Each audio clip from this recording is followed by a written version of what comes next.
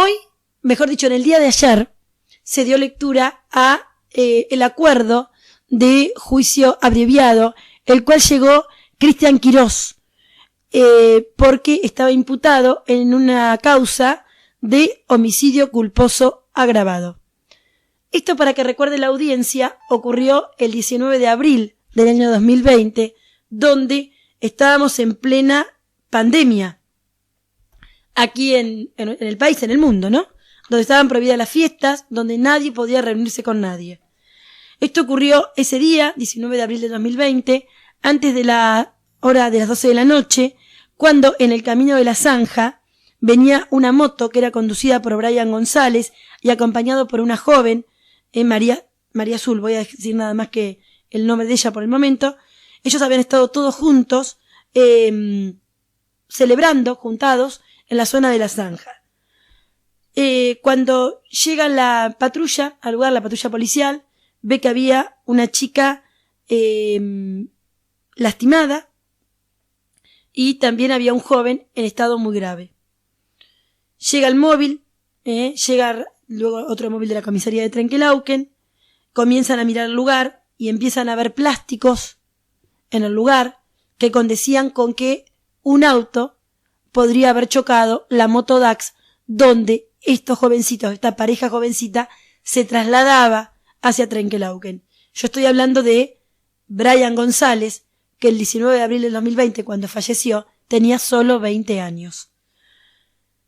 Comenzaron a trabajar en el lugar, a buscar algunos testigos, se encontraron algún testigo, se pudo orientar al personal policial dándole rápidamente intervención a la fiscalía. Había un chico realmente muy grave en el lugar, que estaba muy golpeado, que había sido embestido en una moto por un auto. Se le da intervención a la fiscalía en turno, a la fiscalía 5 en aquel momento, y con lo que se encuentra en el lugar de algún testimonio y demás, se puede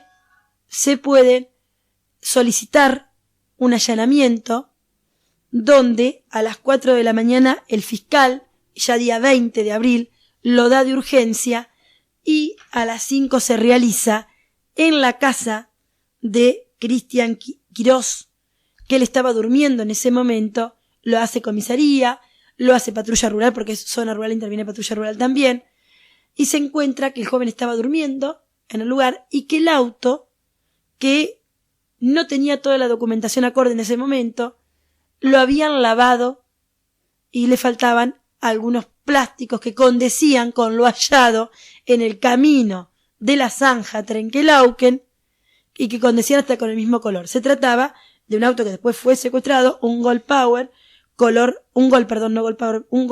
negro, que en ese momento la patente debe ser JBK 964. En el momento quedó prendido. Cuando empezó a aclarar, empezó a trabajar la policía científica en el lugar, se preservó el lugar, en ese camino, más allá que es arena, que es arenoso, que algunas huellas no son tan fáciles de mantener, pero se hizo un cordón policial para preservar la escena del crimen hasta que la policía científica pueda trabajar en el lugar, realizando las pericias accidentológicas y todo lo que se solicita a través de la fiscalía para determinar responsabilidades. Ese mismo día, a la tarde se le hizo la autopsia al jovencito.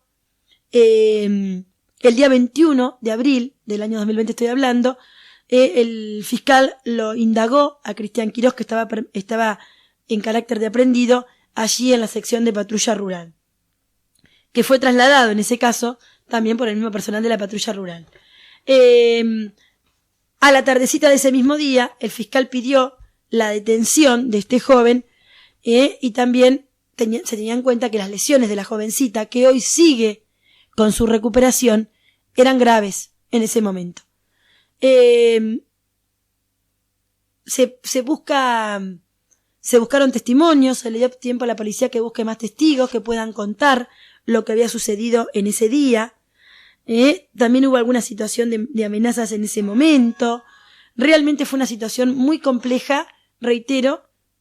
Todos aparentemente eran conocidos en lo que ocurrió. A raíz de eso, la causa siguió su curso, pero tenía fecha de juicio para comenzar ayer.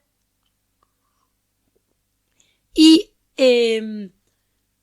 acuerdo entre la defensa del imputado y entre la defensa del imputado y la propia fiscalía, también hablando con las víctimas, se llegó a un acuerdo de hacer un juicio abreviado.